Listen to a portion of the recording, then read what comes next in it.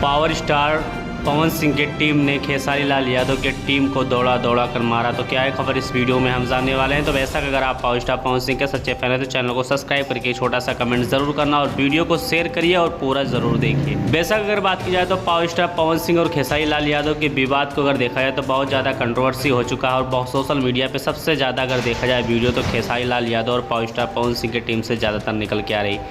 बेशक मैं आपको बता देना चाहता हूं कि एक सोशल मीडिया पे एक वीडियो बहुत तेज़ी से वायरल हो रहा है जिसमें खेसारी लाल यादव की टीम और खेसारी लाल यादव वहां पर भागते हुए नजर आए। तो बेशक मैं रिकमेंड करना चाहता हूं कि पावर स्टार पवन सिंह की टीम के लोग नहीं खेसारी लाल यादव को दौड़ा दौड़ा के मारा और वहीं पर पावर स्टार पवन सिंह के जितने भी टीम के लोग थे वो अभी तक सोशल मीडिया पे खुलासा नहीं हुआ कि आखिर इस वीडियो किसका है किसका नहीं है, कोई किस लिए खेसारी लाल यादव दौड़ रहे हैं। आप लोग हमें कमेंट करके बताइए और मिलते हैं अगले नेक्स्ट अपडेट के।